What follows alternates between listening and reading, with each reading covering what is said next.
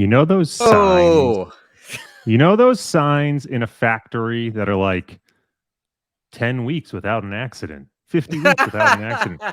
I feel like we need that for this show of like 3 weeks started without a scuffed intro and on time. And then this week we're resetting back to zero.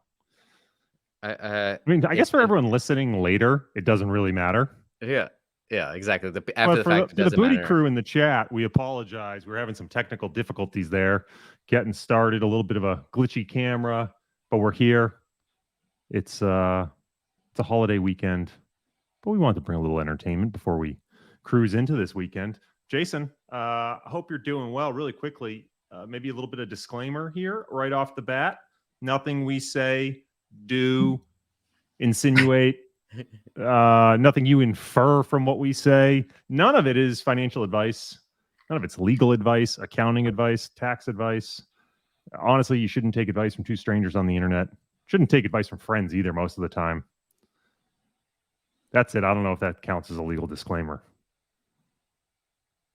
Well, and other than that, a good Friday to you, sir. But I was also laughing and trying to figure out your mic wasn't necessarily popping, but it was already starting to have issues right off the jump. No, and for behind the scenes, I had a new camera set up and everything, and we had to pull the plug on it last minute. It was why we were delayed, and Corey's on daddy duty. And by the way, what do you do? Like, did you? All right, so I've learned this trick. I've learned this trick. This is a hack that I've learned. If I put my son in a car seat and just swing the car seat, he just is so calm. So I took him out for a walk in the stroller.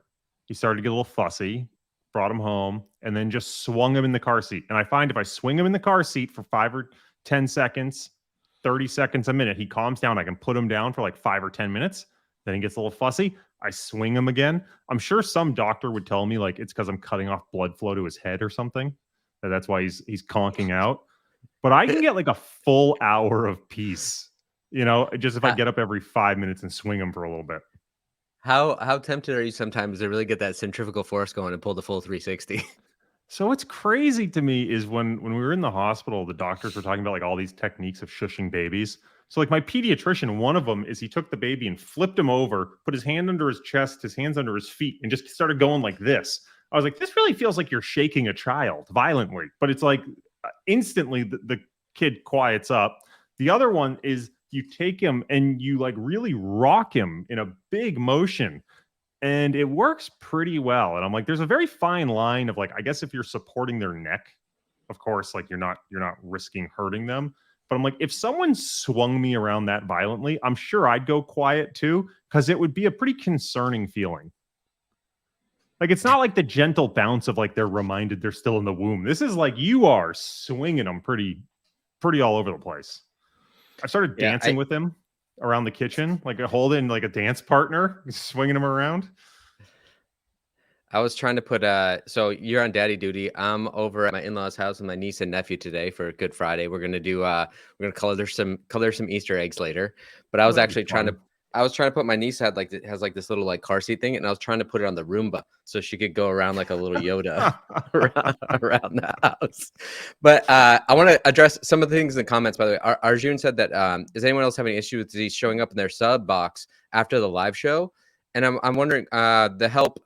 Good old Tyler's working on that. We're trying to figure out because we do live shows. They don't show up in the inbox quite the same way, I think, on YouTube. So we are trying to figure that out, just so you know. And shout out to David from Trade Busters, who's been on Corey's pod. I did a pod with him the other day. This is his first time in the live chat of Booty Crew because I told him he had to check it out.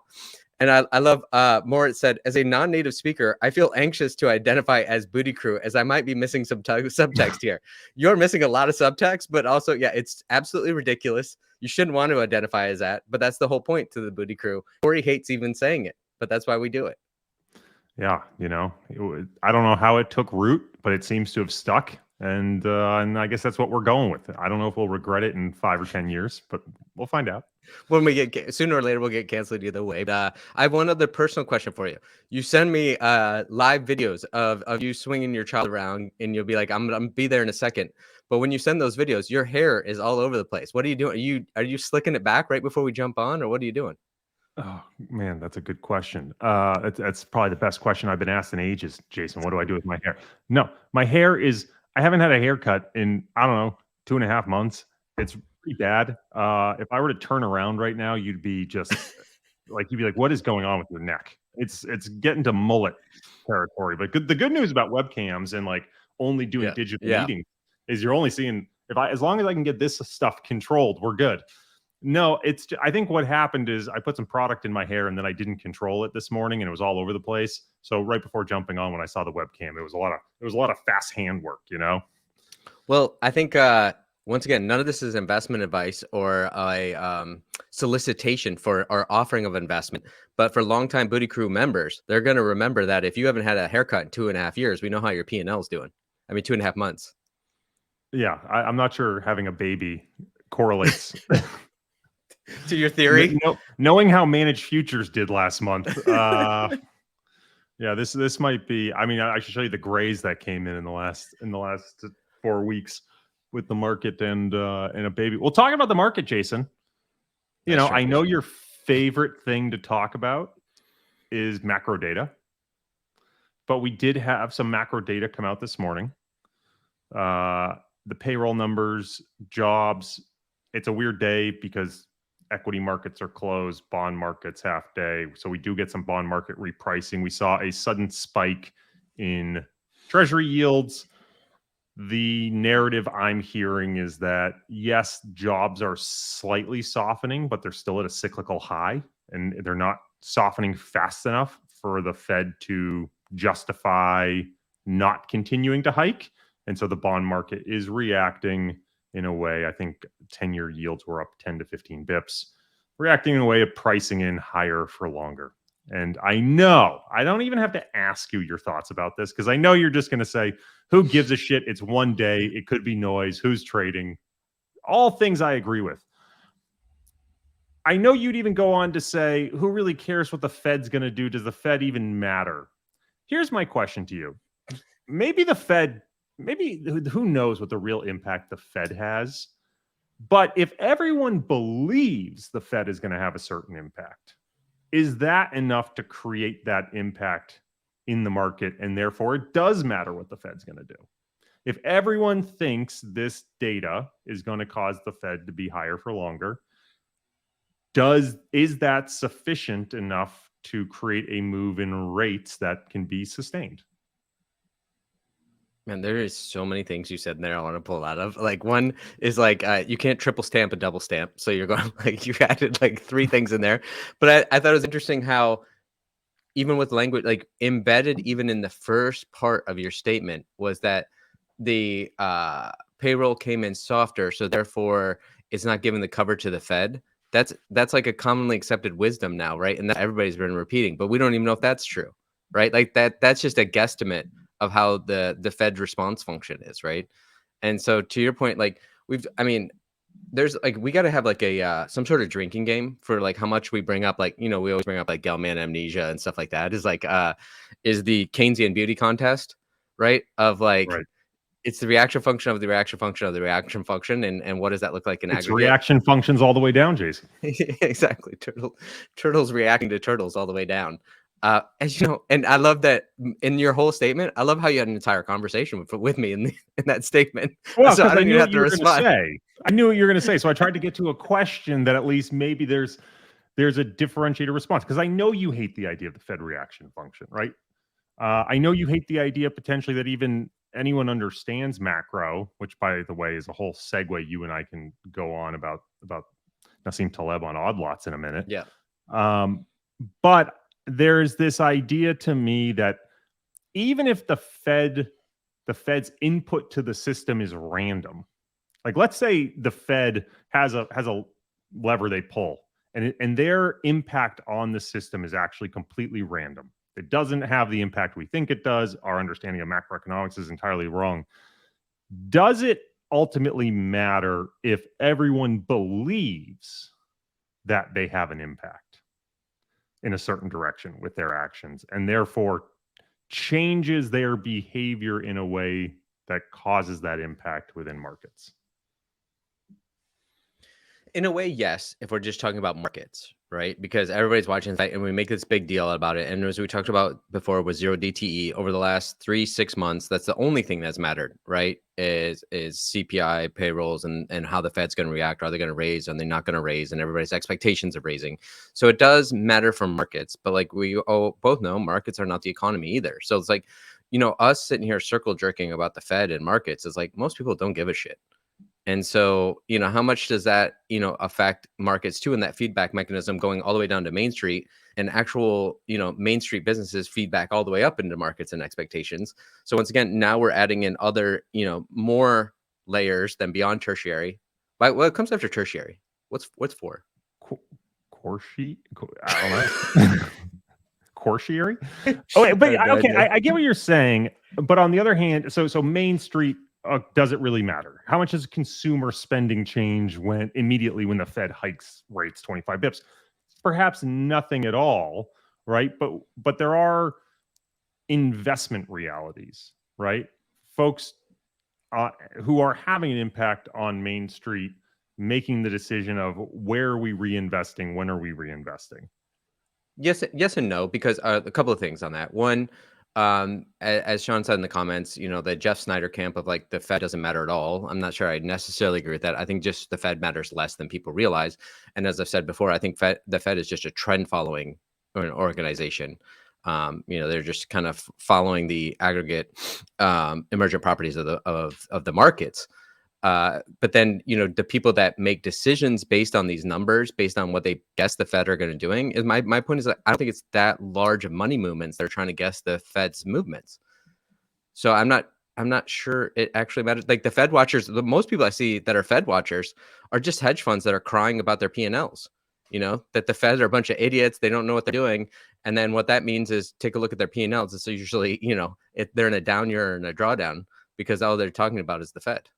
Let me provide perhaps some evidence to the contrary that I think is kind of potentially kind of interesting. Please, because it's a study, and you and I probably feel the same way about studies that can be interesting, but who knows whether it can be replicated. But it's a study that was done back in 2018, where the researchers presented investors with different scenarios, and the scenarios were basically the excess rate of returns on risky assets is always 5%. So the premium for risky assets is always 5%. So if the risk-free rate's 2%, risky assets are going to give you 7. If the risk-free rate is 5%, risky assets are going to give you 10, right? So it's always a constant premium above the risk-free rate. Then what they did is they varied the risk-free rate and asked these investors, how much would you invest in risky assets versus the risk-free rate? You seem to have lost me. Is it just me? I can't hear you at all. You're very confused, or you can't hear me at all. Someone in the chat, let me know. Is it your AirPods?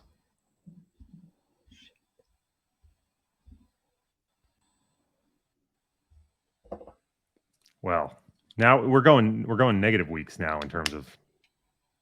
Yeah. Oh, they can hear you, but I can't. So it's entirely my fault. Hold on. Keep talking. So this study, well, it's important that Jason hears what I say so he can get some feedback.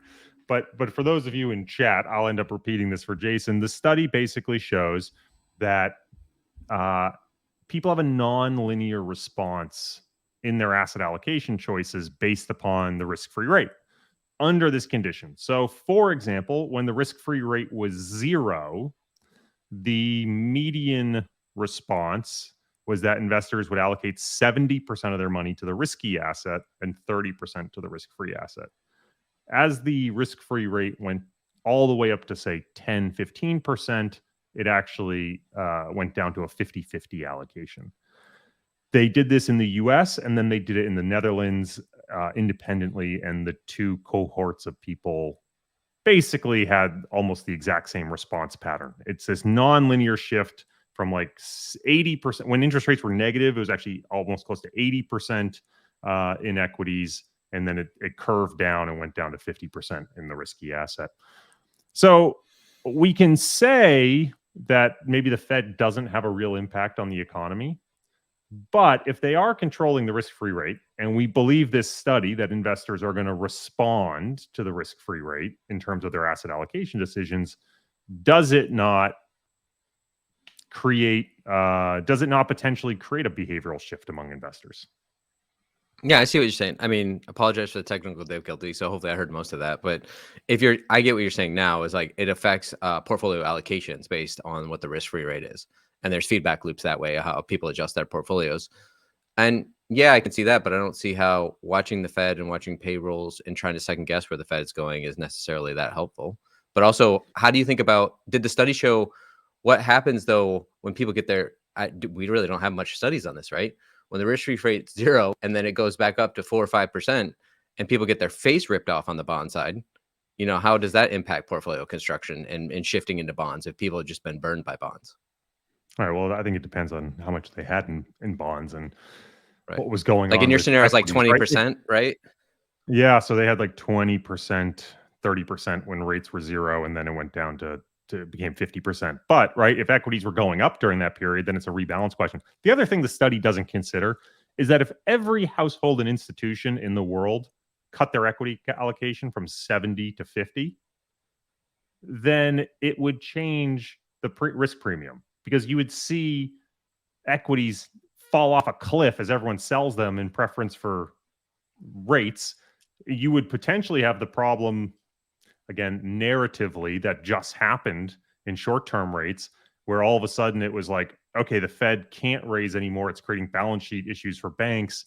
So now what are we going to see? Well, the Fed might even cut, or there's significant pause, as well as everyone who had way too much money in regional banks now has an incentive to move into money market funds, which is going to drive the risk-free rate lower. So it's a little silly about this study is it doesn't consider the second order effects, which are if everyone's running into the risk-free rate, it's going to drive the risk-free rate lower, right? T-bills lower. And if everyone's selling their equities, it's going to drive the risk premium up in equities, in theory, that you could earn because no one wants them. So it's a little hard to say, because the second money starts to move, in theory, you would be finding some other equilibrium. So, as you know, and I'm sure you thought about this when you're even starting this conversation, is like, I don't even believe in ERP, in the equity risk premium, right? Or that it should exist, or why it exists, or how long it should exist, and it waxes and wanes. So there's no such, we think over a certain multi-decade period that there's an ERP, but I'm not so certain over a longer arc of history, there's necessarily ERP or should be. Okay. I Okay, definitely you agree gotta, it waxes and wanes.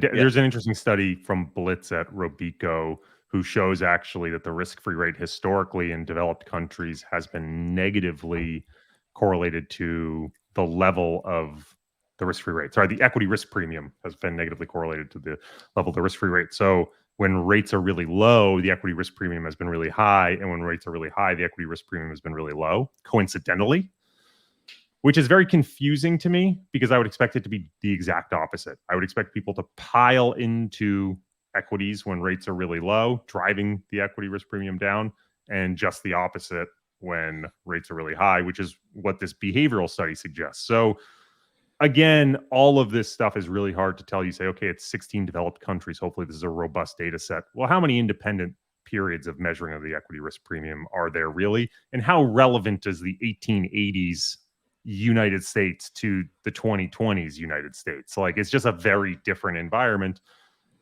I want to know why you don't think the equity risk premium should exist, though. Well, let me, before I say that too, like I haven't looked at the study, and this is what always makes me nervous when anybody brings up a study, is like, until I have time to pick it apart, right? Like how much of it is like an Ansel Keys kind of study where you cherry picked all the data, right? And what's the replicability? And we, a lot of times they're not, What's funny? I will say I have this bias that if I find an author like Blitz, who I've read a bunch of his papers, Okay. and I've gone through them, and I'm like, this guy actually, I think, really knows what he's talking about. And then he does another paper, and I'm able to like read the abstract and the summary and the conclusion. I'm more biased to be like, I don't have to dig through this one as deep, because I trust him as a researcher. Who knows? His methodology could have been complete bullshit, but I thought at least anecdotally it was interesting, because it completely contradicts the expected behavior I would think I would see based upon the behavioral study that was done by these other researchers. None of which, though, changes the fact that you just told me you don't believe in the equity risk premium. It's not just that. It's more of a function of as you know, my general dickishness and contrarianism, and like it goes back to the Fed stuff and everything. And why I don't like talking about this is because everybody goes, this is what our economic textbooks say, and they're fallible. And part of the equity risk premium is like if something can be negative for decades or a decade-long time frame, does it really exist, right? And are looking at too small of a data set to determine if there's equity risk premium. Hold on, Everybody just hold on, goes, hold on, hold go on, ahead, hold on, hold hold on. on, I hold don't on, want to interrupt you because I don't want to bully the please. conversation. The equity risk premium is an expectation concept, though. Just because the realization is negative Yeah, doesn't mean that the expectation shouldn't be positive, right? It's a random distribution, right? So if I say the equity risk premium yeah. is 5%, but by the way, the vol around this is plus or minus 10%, then yeah, you can probabilistically have a negative expected return decade. Like No, that's so why this is you're earning the equity risk premium. This is a more fair argument. This is a more interesting argument, actually, because then, like you said, the expectation, right? And as we know, averages don't work in real life. It's that function of ergodicity and time sequencing risk. Well, they can work in real life. It just means that you need to have a higher expectation because of the compounding effects. Right. But If at the you same time, right, the there's this arithmetic versus the geometric is very different. In theory, we should care about the geometric. We often quote the equity risk premium as arithmetic. right. And the hard part is what I found this, I was thinking about this the other day. When you and I talk to each other, we very rarely disagree about anything, or if it is, it's in nuance. And so it makes it hard to have a conversation because rather you'd like That's vehemently disagree with me. It's what But makes but this show not only not useful, but potentially verging on not interesting. right. But part of it is like you just said the nuance of that. It's like, but you and I know in practice, everybody hears ERP and they go, oh, yeah, just naturally, I get paid 5% more by investing in equities over treasuries. And that's just categorically untrue. I don't know if it's categorically untrue. Like here's what I will say. I do think there is a risk that if everyone stops doing asset allocation decisions, if you do have this massive shift to passive and everyone is allocating their retirements to a glide path 401k, you do lose the equilibrium chasing behavior or the equilibrium reinforcing behavior. So I do think there is, at least philosophically, a risk to, like, if this work isn't done and people aren't changing their asset allocation in response to what is being offered and thoughtfully think about what's being offered in equities and bonds, then you miscalibrate the equilibrium. I'm not sure where we are in that state of the world. I'm not sure if passive is too big. I'm not sure how much marginal active money there has to be to drive that. Nor am I necessarily sure we can even accurately estimate the equity risk premium or the bond risk premium or any of these things. They're all very hard problems to solve. But here's what I will say. I think if I were to ask you about certain investments and explain the risks of certain investments and then ask you what rate of return you would demand, right? And it's not like, especially if I quoted it as a bond, right? Where Yeah. it's much clearer. I think I would guess there would be, a positive relationship between risk and expected return, right? It's very Yeah. clear Yeah. in credit. So why would we not expect it to exist when we jump over to equities? No, like I think you're making a very good point here. It goes back to, as you know, my allergy to first principles thinking. When everybody says first principles, I'm like, this person's a moron, and I feel obviously like you it's never. just insulted me. Yeah, no, and then no, I'll come back around. I actually think I see what you're saying, and I think I think you're right with what you're saying. But like, my problem is, as soon as you think I have first principle thinking and I have a founding base layer for economic thinking, this is where you get yourself in trouble. And as you know, I try to shirk off all of those and try to be, a little bit, nimble and limber and be able to move around and not get too codified in my thinking. And to your point, yes, I think that everything should have a layer of risk on top of it, and you have to assess riskiness. But this even is analogous to when we talk about like regional banks and providing local credit to local business owners, right? It's always going to have a higher layer of risk. But the point is, you actually don't know what that level is. You're kind of like guessing in the wind of like what level that should be. And you should have like, a band of what that should be. And that's why I'm saying, like, to have this number for equity risk premium and to think it's within the band of number over the treasuries is a whole it doesn't make sense to me. And then let's say Treasury risk-free rate is kind of ridiculous too, because as we both know, the U.S. is the U.S. dollar is the only currency that hasn't defaulted yet, and so that's not risk-free either. And so this is what I'm saying. If we get it, I get nervous about thinking that these things are based on fundamental truths of reality when they clearly aren't. So even we're talking about the same thing, but with like slightly different nuances, and we probably just lost the entire audience. So we should probably transition out of this. No, you make a really interesting point. And one of the things I like to sort of talk about sometimes is what is truth when it comes to pricing any of this stuff. Like if someone, I don't think anyone can tell me what a share of Coca-Cola is actually worth. I can tell you what I can sell it for. And I can tell you what I can sell one share for. I can't necessarily tell you what I can sell 50% of the business for, right? That's a different thing. Right. Exactly. But I'm almost certain that if there were some sort of, I guess, platonic truth as to what a share of Coca-Cola is actually truthfully worth, I'm almost certain it's not trading there today, right? No.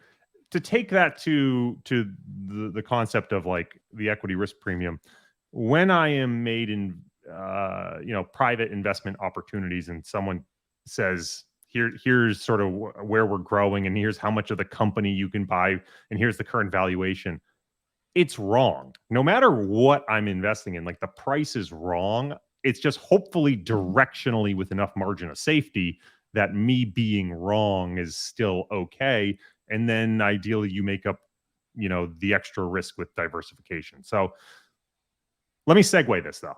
No, I want to finish because there was a couple of interesting things you said in there. Like you just said, like all the current price tells us is that this is where buyers and sellers met to transact this volume of contracts at this price, and that's it, right? And it's subject to change immediately in the next second, which was perfect the way you said it. The other related thing, and this might help you segue too, is like everybody's talking about like when money was free or they're at zero interest rates, right? But going back where I think you are correct is like that's not true. I don't know where this free money was coming from, this zero interest rates, right? Because entrepreneurs looking for loans to grow their business was in double-digit interest rates, right? Because people were trying to assess risk, and it's different layers and tranches of riskiness. I don't know about you, but I have no access to Cantillon effects. Like I'm not getting that zero free interest rate. I don't see it anywhere. And so to your point, like people are layering on interest rates on top of that, given levels of risk or how close they are, to whatever their level of risk that they're getting their funding rate at. So it's like rates on top of rates on top of rates. When it gets to the end of the people actually taking risk, it's still a double-digit interest rate, even when rates are zero. So then people go, well, rates shouldn't be zero. They should be, in this transistor to Taleb. I even heard him saying like rates should be 4 to 6%. It's like, why? Where are you pulling that out of? That makes zero sense. Like you're just pulling that out of your ass. I want to get to Taleb. I think to your point about like the free money, I think a lot of people sort of use that as the ZERP shortcut tied to Tina of like, okay, when you're getting a risk-free rate of zero, it forces people up the risk curve. And so money was free in the sense that there was more money sloshing around to do PE and VC and startup and angel, because they weren't earning anything on bonds. And so everything's being pushed up the risk curve. And so for entrepreneurs, there was just more capital out there. And therefore, in theory, if there's more capital out there demanding the same exposure to all these startups, the startups are getting better terms. Whether that actually played out, you only know in a parallel world where rates were 5%, which we'll never know. Who knows? There's people who feel very strongly about this. You and I never feel strongly about macro. And I think Taleb on the Odd Lots podcast put it perfectly, where he talked about sort of the knowledge of a plumber versus the knowledge of a macro economist. And I wanted to get your thoughts on the podcast. This is one that came out yesterday. I've lost all sense of time. It was yesterday, right? Well, yeah. So I was able to meet up with Ian Castle yesterday morning. We met for breakfast here in Pennsylvania. It was great meeting up with him. It was fascinating talking to him about micro caps and micro cap club and all that stuff. But it was on my drive back from meeting up with him that I was listening to the podcast. And I don't know about you, just clarify for me, is like I was listening to it in the car, but like can Taleb get a mic? Like I could barely understand anything he was saying. I kept having, every time he talked, I'd turn it up. And then every time Tracy and Joe talked, I had to turn it back down. Yeah, exactly. I was like I probably blew the speakers in my. I was like, first of all, I don't know who the podcast editor was. They didn't normalize the levels very well. But yes, he was. I was like, if you're gonna do a show, get a mic. Yeah. So part of that, and then so related to what you said, about macro and micro, before we get there, actually ties in perfectly to what we were just talking about. One of the things that really jumped out to me was Taleb is road biking.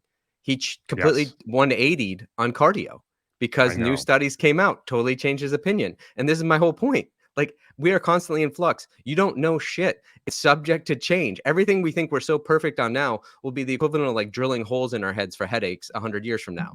And it was just great that he at least admitted he changed his mind on cardio. The problem was, 10 years ago when he was writing about, deadlifting and all that stuff, he's just so convincing, and all of his stuff too. He's like just so, Yeah, it is strident. hard when he is personally willing to do a complete 180 on his position, but he doesn't write it that way. He doesn't say, by the way, my view is subject to change as new information comes out. I'm going to be, Right, right. do a Bayesian adaptation to Yeah, new information. He just goes, no, you need to deadlift. And then right, he's like, oh, it turns out lifting heavy weights all the time is horrible for your heart. By the way, right, studies equally show doing cardio all the time is horrible for your heart, right, right. particularly if you're a white male. For whatever reason, white males, our hearts have like the muscularity grows when you do all these ultra endurance events more than other cohorts. And so I don't know, man. It's Uh, basically if you don't do exercise, it'll kill you. If you do too much exercise, it'll kill you. And then before we yeah, and as you know, like the allegedly too much steady state affects your heart rhythm, and that's why also people die at the beginning of triathlons because they're not like adequately hydrated because they actually peed out, they're overhydrated, right? Right. And so it's all those factors involved. But like before we get to the macro micro again, I just gotta address Jeffrey in the comments said Taleb said he mumbles and speaks quietly on purpose. And what you were just saying is basically Taleb justifies everything Taleb does for a purpose. That's the problem. And I love how even like Tracy tried to call him out and was like, "How are you not a macro bullshitter?" And he's like, "Oh, because I publish papers." And even in the end, they're like, "Come on, bro. Like you're Yeah. human. Humans be humans." Humans And be s- humans. Yes, he and he so does justify all of his actions with foresight and hindsight, and it is pretty funny.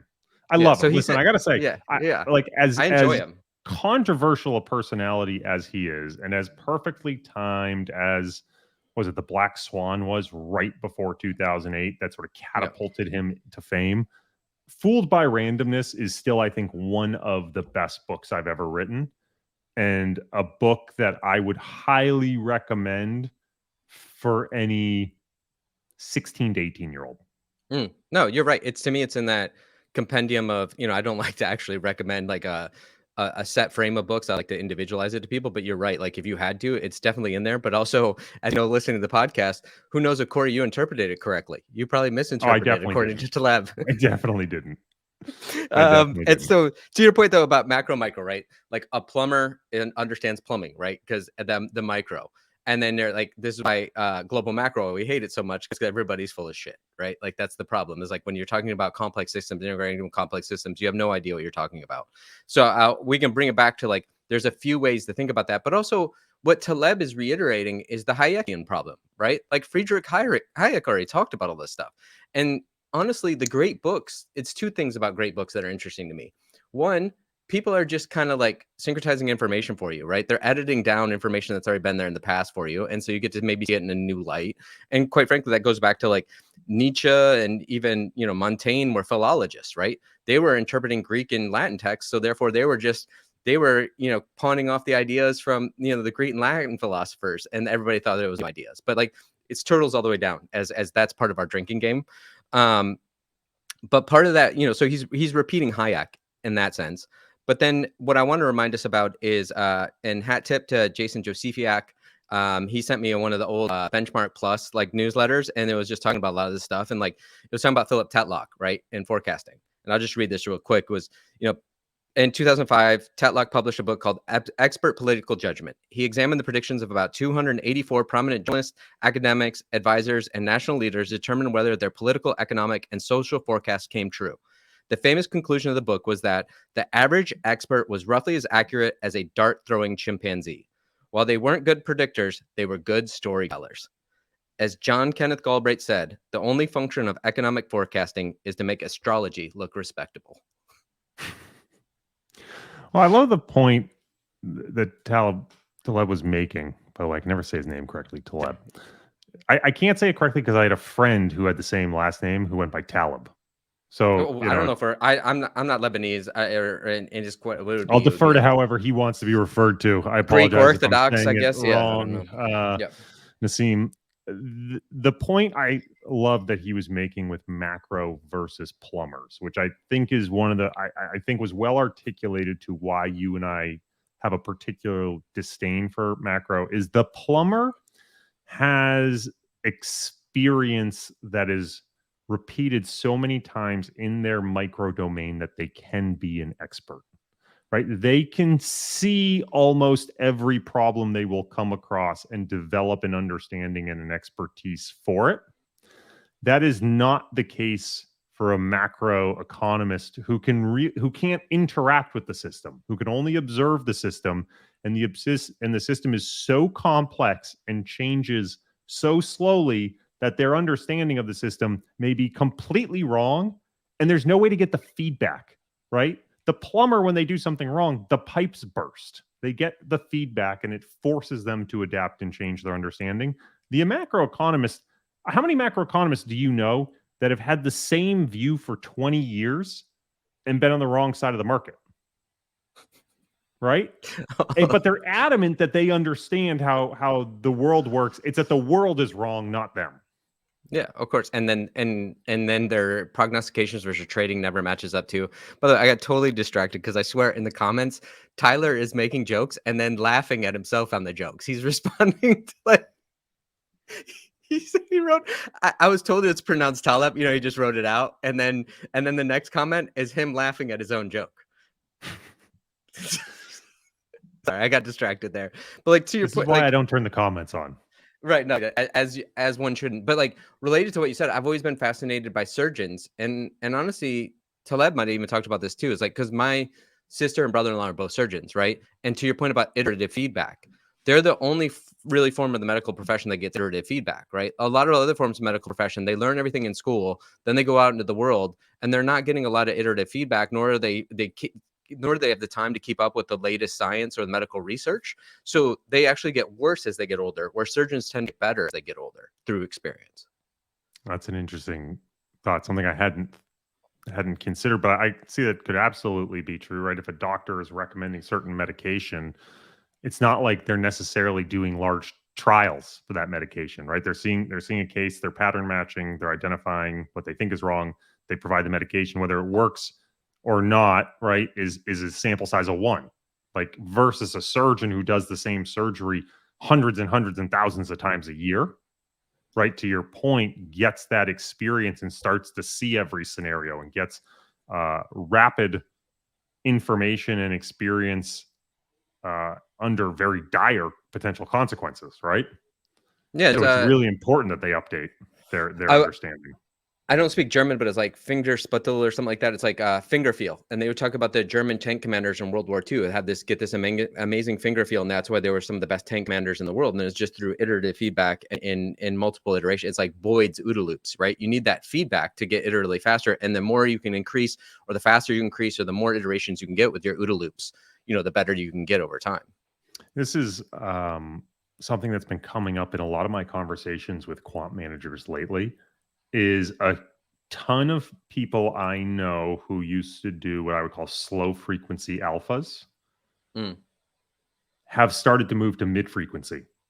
And so they've gone from alphas and signals that they thought sort of matured over 6 to 12 months to alphas and signals that might be a week to a month, to even some are trading 5 days, forecasting 5 days. And the conversation, it's been really interesting. Part of it is they get much more rapid feedback, but at the slow horizon, you typically get lower sharp strategies. Yep. They tend to be like more of a 0.3. And the reality is, to survive a 0.3 strategy over the long run, you're going to suffer a decade drawdown in that strategy. And it's impossible from a data perspective to tell whether that strategy is broken or it's just going through the usual randomness. And so there's a huge faith-based element in the alpha. And that's really hard. And so you end up with these diversified systems of multiple alphas that you're combining together, but you have very little belief in any individual alpha. Like you wouldn't Yeah. run it high levered on its own. And so a huge number of people that I know that started in the early 2010s doing a ton of the slower style premia have recently moved to much faster systems, particularly in futures markets where the trading costs are much lower. Yeah, but you still have, oh God, where I make sure I don't get myself in trouble here, because this is top of mind for me. And as you know, this is one of my favorite topics of alpha, and whether you can prove it or not. And I annoy the shit out of everybody with this, understandably. But we were discussing the other day about, people that were, prop traders or floor traders now trying to run funds, and then the transaction cost of running funds, erodes away all of that supposed alpha. Like if you can run on shorter time frames, right? And then to your point, like the medium to longer time frame, you want more iterations to prove what you can possibly do. But at the same time, as I always joke with our value friends, and I was just talking about Ian about this the other day, is like, if you're a value investor and over the entire lifespan, your personal lifespan, if you only get 100, 200, 300 stocks, like there's no way to know that if you're good or lucky, right? Like you need at least probably 500 to 1,000 iterations to start having any statistical significance. And so to your point, it's like, if you can go shorter time frames, you can get much more at bats. We can start having at least some statistical significance. And what's great about this, and where this leads us right back to Taleb, is we could throw all this shit right back on Taleb. Like, for example, like what Universa espouses as far as like tail risk hedging, right? If these events happen once every 7, 10, 13 years, pick your poison. How often do they happen?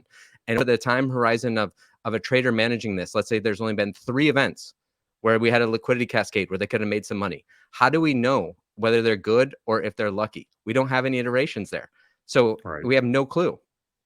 Well, so let me put it another way. Is there a way to benchmark it to a naive strategy, right? And say, okay, there's only 3 examples, but during the periods where you expect them to lose money, they Yes. bled far less, right? And You front ran me. Yeah. can you Yeah, increase the frequency by almost inverting the question yes. and saying, well, let's look at the full sample of what the expect. Yes, N equals 3 for the big pops, and man, you hope they hit those pops, right? But what is the naive strategy that could have been implemented as a counterfactual, and how did they do relative to that? Man, you nailed that. And you're just front running it, because that's the way to think about it. Is inverse, is where they're proving their alpha is on the cost, the premium bleed, that protection. And if you're doing it on a monthly and quarterly basis over 20 years, you can get a lot more iterations, and you can start to think there. And then benchmarking, but that's the hard part, as you know, in vol and tail risk. Like, what's your benchmark? But that's where you can prove that you're good versus lucky. But then more importantly, you still have the inverse problem again. Is if these events happen once every decade or whatever, it's like the ability to monetize these before vol mean reverts is incredibly delicate and precise. And so you still never know that. And that's when you need the most. You need that pop to cover your equity beta. And if they don't monetize it correctly, you're not covering that equity beta. And then more importantly, if they do monetize it perfectly and there's a second leg down, you have no protection for that second leg down. So to your point, yes, you can, where you can show your worth is in the cost of that protection. Well, what we will never know is if you will monetize it perfectly when it does actually happen. And so you're leading right back into the second part of the Taleb thing that happened this week, is like, how and why in the last few weeks did Boaz Weinstein and Cliff Asness all of a sudden reignite the debate about Universa's numbers in 2020? I don't know. I want to go back to something you said really quickly before we go Go into ahead. the Please. debate, because I want your thoughts on this. So one of the mental models I have with tail hedging is that convexity and path dependency go hand in hand. So what do I mean by that? If you hedge one very specific outcome Yes. that only occurs 0.00001% of the time, you can probably get a huge amount of convexity. The more specific the outcome you're trying to hedge, right? If you say, I like these multi-leg trades, I want gold up, stocks down, bonds down, you can get massive convexity because you're limiting the path over which that hedge hits. So one of the things I often think about when you see these absolutely absurd tail hedge returns is, how close were they to being on the wrong path, right? I sort of think of like all these paths in the woods. They're saying we're only hedging this one over here. Well, what if the market had taken like the one path to the left of that, and it was still a really shitty outcome? right? Should we be clapping for the firm that provides the most convex return, or should we recognize, like, is that skill, or did they just get lucky in that the market hit the one path perfectly that they hedged, right? You're a guy wwho runs, oh God, can we even talk about this? Who Yeah, I can talk happens to about have mine. experience in diversified, tail hedging, right? And Yep. so almost by definition, you're hedging a whole bunch of paths, which means whatever the outcome is, I can almost guarantee you will not have as good a return as someone who just got lucky and hedged that one path. Now, did they have some perfect crystal ball foresight to hedge that path and know this is the hedge to put on, or did they just get lucky? No, to your point, and this goes back to the Tetlock thing about we love narratives and storytelling, right? And as a society and in the news media, we love to tell the story of the lottery winner. So in hindsight, right, we're going to publish the one that got that path perfectly, and we're going to Right. forget about all the ones that didn't. And you and I talked about this even with the Big Short people. Like if that had gone on for another 6 to 12 months, they would have blown up. But we love telling those stories, right? That the people got lucky on their timing. And you and I always say we'll rather be lucky than good. But to your point is like, yeah, if you want like dual digitals, like gold up, dollar up, right? Those sort of parlay bets, yeah, you can get unbelievable convexity, but you got to stick the landing perfectly, to your point. And Right. so, yeah, it's what do you want, right? Do you want to, if we cannot a priori know what that path dependency is going to be, you better have a lot of things to cover it. I was you front ran me too, because I was going to say I think this, Corey, this might speak to ensembles and also rebalancing timing luck. Yeah, probably. Yeah. Probably. But Um, that's the other thing I didn't bring up. Oh, the second part I didn't mention about books, especially like Taleb's books and everything. This is what fascinates me: is you and I both love Fooled by Randomness, right? But why do we love it? Because it agrees with basically all of our thinking. So it's just solid. 100%. And we're like, oh, Taleb's 100%. a genius. Like, look at this book. This is brilliant. He I wrote only it. recommend books that agree with me. Exactly. All right, but on I want to actually, I know we don't talk markets a lot. We definitely don't want to do that on this show. But one of the interesting things, it was end of quarter last week, which means I spent a ton of time doing end of quarter performance analysis and decomposition. And one of the things that sort of caught me off guard over the quarter, particularly at the end of the quarter, was the divergence between bond volatility and equity volatility. Like, I don't know if you saw this in your vol managers, but I saw this in my vol positions, especially long dated vol positions. Long dated vol just like fell off a cliff over the quarter. And I'm curious as to, I'm sure you don't have a take. Maybe you can spit a hot take for me, just for the sake of entertainment, for clips on TikTok and Twitter, Jason, and YouTube. Make us go viral here. But I thought it was pretty interesting that you had this divergence between bond vol and equity vol. I don't normally feel like you see asset class vol diverge that violently. And then just the fact that these long dated vols fell so much in equities in a way, especially where the market narrative I continue to hear is the recession is coming, the recession is coming. Man, there's so many things in there I could go with. One, though, I think the story since 2020 has been a divergence between equity and bond vol in both directions, right? And then it's kind of what we talked about, I think, on the last episode. To me, like money just flows to these different asset classes around the world, and people try to actually say, well, historically, it went from this asset class to this asset class to this asset class, and that's how they like, right? It goes from like equities to bonds, FX, or like so. I don't really buy into that, as you would assume. But yeah, it moves from one to the next. What the actual what the next one will be, we never really actually know. But that's why you see those divergences there, right? The money, is you see the fragility move from one asset class to the next. But at the same time, what I think you're seeing more in equity side, talking in hindsight, obviously, and this is an understandable thing that happens in markets all the time, is in 2022, SKU got flattened, got crushed, deep out of the money, tail risk protection and equity vol got crushed. Like you're saying, longer dated equity vol got crushed. A lot of people that are playing, Vega or implied volatility on longer dated stuff, they got crushed. And then so people are moving more because gamma and restriking, close to the money, nearer term, really worked in 2022. So Right. people are always fighting the last battle. That's all I see. That's my I don't have a hot take for you. I'm just talking about hindsight bias, narrative fallacy. But like basically what So you see is like strategy chasing basically is what you're saying. strategy Like chasing. Vega And didn't work, so people are getting out of the Vega positions and they're going to the gamma positions. right, exactly. And then when eventually that's going to get Vega will come back and gamma will get burned and we'll do the same thing all over again. What are we gonna do tonight, Pinky? Same thing we do every night. All right. Let's go back to Boaz, Cliff, and Taleb and Universa, because I agree. I don't understand why this came up again. I think it was Justina Lee at Bloomberg wrote the article that sort of, not that she set off this firestorm, because I think it was Boaz Weinstein who was tweeting aggressively about it for I don't know why, just saying like the way that Universa reports returns.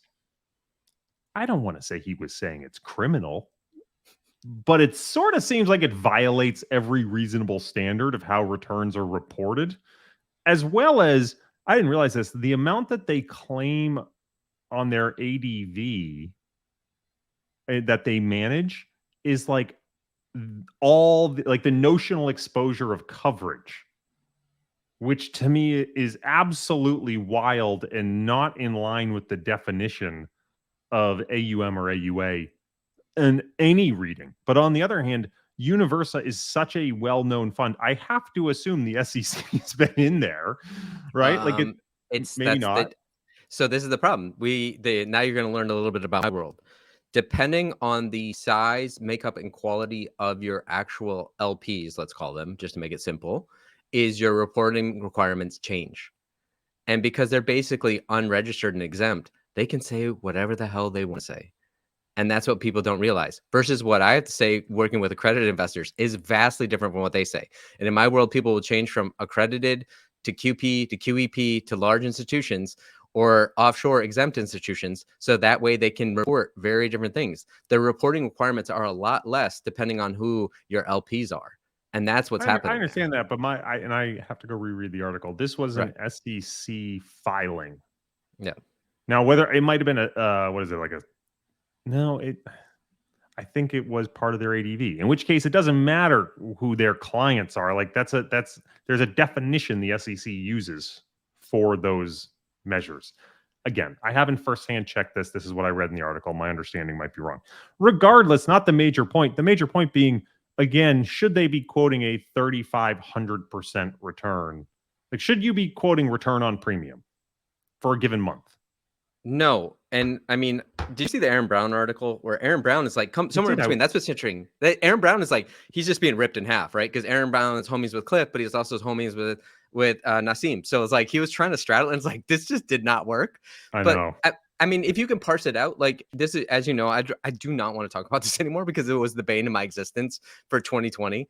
This 4,000, 3,600% return. It's basically what every tail risk fund did. And like, if you're quoting off, monthly premium spent, oh, great. For the last 12 years, every month you lost 100% in your funds. So it's like, I don't necessarily want to get back to that again, except for, like you said, a lot of times Universal will quote their AUM as 16 billion, but that's the equity beta they're protecting against. And if they're just taking 2% for the premiums, they're actually only running 320 million. So you and I would report our AUM as 320 million. They like to say 16 billion. By the way, I don't know what comment thread it was in, and forgive me, I do not remember the commenter, but it was the best one I've ever read. They said, actually, my dick is 3 feet long because that's the length of the pants that cover it.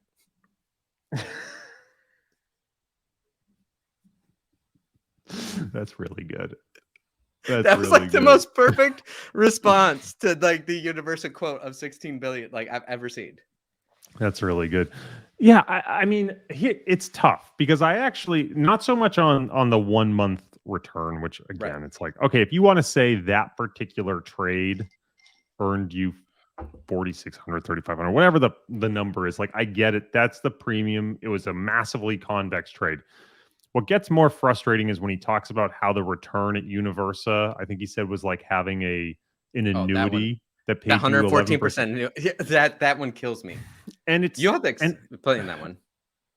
Yeah, I got to go back and redo it. The broader point he's trying to make, and I think this is just where it's marketing language, trying to massage the conversation to get people to understand, is that these sorts of strategies lose a lot of money most of the time, right? You're going to burn your premium, and then you're going to get hopefully these massive payouts.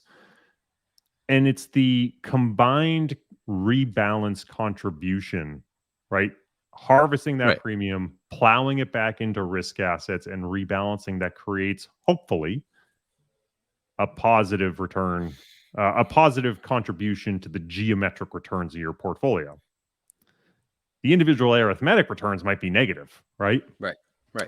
And so the question becomes, okay, if your return was like, the weird math is, if your return is 9% on the S&P annualized, your return on the strategy is, say, negative 1% annualized, but you combine them and somehow end up with an 11% return.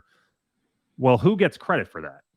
Right? Right. If I happen to get a huge payout exactly at the market bottom, pay that to you so you can reinvest in the market when it's cheap and then the market rallies, who gets credit for The that? allocator should. Right? Like, and these That's are the interaction effects right. that, when you talk about a portfolio, these interaction effects are actually incredibly complicated to do attribution on, but they can have a meaningful impact, particularly when you're talking about massively convex payouts. And so I think what he's trying to do is say, well, I get credit for that. That's Yeah. me. I did that for you. And he's not, and in some senses, he's No, not he's not wrong. wrong. But in other senses, it's completely wrong. Right. Well, that's the hard part, is like there's so many things in there. And what really matters, the real rub to it, is what's your bookends, right? And that's the hard part, is like they go back to 2006, so they make sure they get 2008 in there. They make sure they get 2020 in there. It's like the longer it goes on in between, like as we were getting into 2019, they were running, below the S&P, right? Like, and Boaz is also saying, like, you're picking and choosing the S&P and not necessarily bonds or a 60-40 portfolio. Like, all those things are argument, right? And so we can never know for certain, over what time frame will it work. And that's why it's kind of cherry picking the data to say, over this bookended time frame, you had this annuity. I think that, and then to your point, like the annuity thing was just like out of the left field. I'm like, why would you ever say Yes. that? And I'd really wonder, even though Especially because, like, the guarantees associated with annuities was like, oh, it's like this it was. isn't good language. But do you think, I really wonder, and I should ask one of our friends that works there, is like, do they just sit around and go, "Ooh, this is somewhat true, but this will definitely get headlines for us." And then they're like, I think he's a marketing genius, right, right? right. I mean, I think that's why he does the books. I think he loves all these articles, right? Think about all like the free marketing that they're getting right now. No, it's insane. I know. I'm like, why are you talking about it? You're just We just helping spent them. like 20 minutes talking about this. Not Right. that our show is marketing for Universa, but you know what I'm saying? Like, they're Yeah. getting the discussion, and there's a And huge it part of gets out asset on management. Twit. Yeah. Yeah. You get Bloomberg talking about it. Oh, that gets, Taleb on odd lots, and it gets, when Cliff is getting mad about it, great. Now Cliff's drawing attention to it. And the reality is, for most people, they don't remember what the article was about. They remember who the article was about in 5 Right. years. And so that name Universa just sticks in their head. And this is our whole thing of storytelling, like history, right? Like the history is told by the winners. And so whether it's Cliff Asmus, Boaz Weinstein, or Nassim Taleb and Mark Spitznagel, they're all gaining from this. They're all gaining AUM from this, because nobody's, Right. like you said, nobody's hearing, like, actually digging into the returns. Nobody really does due diligence. They just know they're celebrities, and these are big names, and they like pick fights on Twitter. But speaking of rebalancing timing luck, we are going to really test our abilities on this show of our technical abilities, because I had some charts that I sent to Tyler so that we could maybe pull up. But I don't know if you had a chance to look at this article, because what I always hate is when all of these robo advisors go, "Oh my God, if you missed out on the 10 best days of the S&P 500, your return would be terrible. So it's all about time in the market. Just invest in these robo advisors or index." But nobody ever really shows, what if you missed out on the worst days?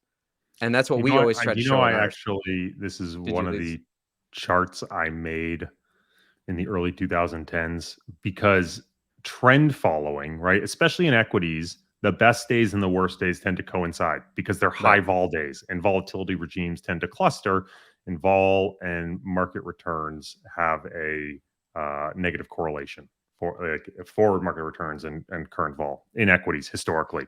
And so Yeah. trend following, they always say, well, you're going to miss the best days. Well, trend following also misses the worst days most of the Right. time. And so you end up with this unbelievable effect, I'm using air quotes for those listening, missing the best, missing the worst, and ending up in theory almost in the same place with a smoother ride. Right. Tyler, can you show the other chart first? So what I thought was interesting, this is a PGIM article on napa-net.org. Tyler put it in the notes.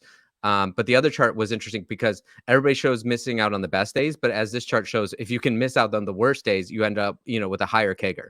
And that's most important. Yes. And obviously you and I believe in that because you're truncating the left tail, you're reducing your volatility tax, which you and I hammer on about it forever. By the way, if those on the live chat, if you're looking at this, the orange, that full period is from like 1936 to 2022.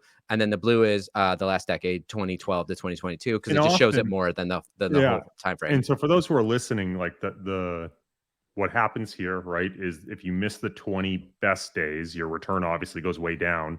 If you miss the 20 worst days, your return goes way up. You don't, you have the none, which is in the middle. What's interesting a little bit is actually, and I wouldn't have guessed this, missing the 20 worst days gets you an extra, if I'm doing my math in my head correctly, 11.9 percentage points versus missing the best days loses you 14.6 percentage points. I would have guessed it's actually, it would have been asymmetric because the worst days are usually worse than the best days, but there must be some compounding effects here that come into play. So, but what I thought was, no, sorry, this makes complete sense. Yeah, yes, what you're going the other way. Yeah, I know. I'm doing it backwards because you keep all the worst days. Yes. So the point here being the asymmetry, if you were able to avoid the worst, that's even better because they tend to be bigger than the best. I just confused everyone. I apologize. and Tyler, if you could pull up the next one. And so Corey, my apologies that I forget that, or I missed your article where you wrote on this using CTAs, but you usually see, a lot of times you see the best days, and I can't help it, but even on, I think on Tim Ferriss's podcast, when he's doing an advertisement for one of the robo advisors, all they talk about is missing out on those 10 best days, right? But nobody shows the worst days. So we're just trying to show because you want to reduce that volatility tax. But what I almost never see is somebody combining, what if you missed the best and the worst days? And I thought that was a more interesting chart in the article because I've never really seen that before. But are you saying you've done that before, to taking out both? Oh yeah, this is like verbatim. I can send it to you later. I'm sure I have advertising materials from 2010 that I created that is almost identical to this. And Menahem's asking, how much is this because you need a higher percentage upside to make up for the equivalent percentage downside day? And that's exactly what we're talking about, right? That's that volatility tax due to compounding, and the things we're always talking about, ergodicity, et cetera, and compounding versus arithmetic returns. These are our favorite and things. That the left geometric, the left tail tends to be bigger than the right tail. Bigger, so if you look right. at the worst daily loss versus the best daily gain, the worst daily loss tends to be bigger than the best daily gain. So not only do you have the geometric compounding effects that come into play here, but you have the fact that when you cut off the left tail, if you're doing it by number of days, that average loss tends to be bigger than the average gain that you're giving up with the 10 best days. Yeah, because things like stocks are implicitly short volatility, so they're left tail or left skew to the downside. Yeah. Yeah, this is important stuff, right? And I think it's always like, this is a good example. I think a good thing to end on in terms of thinking the way all of this stuff is advertised, right? The last 20 minutes of this conversation has all been about how asset managers advertise in many ways and how they choose and pick data that supports the narrative they're trying to tell. And for strategic buy and hold, it's always that time in the market is better than timing the market. And so they find this stuff that says, well, what if you're in timing the market, you happen to miss the best days? Well, if you're randomly picking your time in the market, if you have no signal, you're just as likely to miss the worst days as you are the best days. I think it's a perfect place to end this one. Awesome. Happy Friday. Happy weekend, everyone. Happy Passover, happy Easter, happy Good Friday, happy weekend, happy everything. By the way, did you see there's a rule that the markets can't be closed more than 4 days in a row? I mean, obviously it got broken in 9/11, but like, this is why you can't have a 3-day weekend. This is why we have that one day at Thanksgiving where the juniors have to come in work and everything. It's what a stupid didn't rule. know that. I didn't know that. So the gap risk obviously over a 3-day weekend is a lot harder, especially for those of you trading options and selling options. You know exactly what happens over a 3-day weekend. So good luck to all of you. Well, isn't that the whole edge with the VIX? They keep pumping the VIX lower on a Friday. Yeah. That's why. Exactly. Okay, awesome. Well, thank you everyone for tuning in. No, we didn't talk about last thing. If you made it this far, oh shit, please support the Pirate Pinky Promise. Jason, you want to tell them about the Pirate Pinky Promise? Sure. We don't do the show for free. This is a pirate's agreement between all of us. Some would say a gentleman's or a gentlewoman's agreement or a swashbuckler's agreement. The idea is it's a pirate pinky promise between you and us. We produce this content, so hopefully you enjoy it. But we appreciate if you'd like, subscribe, tell a friend, hit that notification bell so that way you hit get to see these live shows, be part of the Booty Crew. The comments are always on fire as always. Corey's smart not to look at them because I get highly distracted. You can always see me laughing as I read comments and not listen to Corey because I enjoy the comments more than I listen to Corey because I listen to Corey way too much. Otherwise, Pirate Pinky Promise. Please uphold the Pirate Pinky Promise. Share it on Twitter. Hit that like. Hit that subscribe. Hit that notification bell. Nothing we say is investment advice. We're two idiot pirates talking nonsense on a YouTube on a Good Friday. Why would you listen to us at all? Seek out your own professional investment advisor. With that, we're out.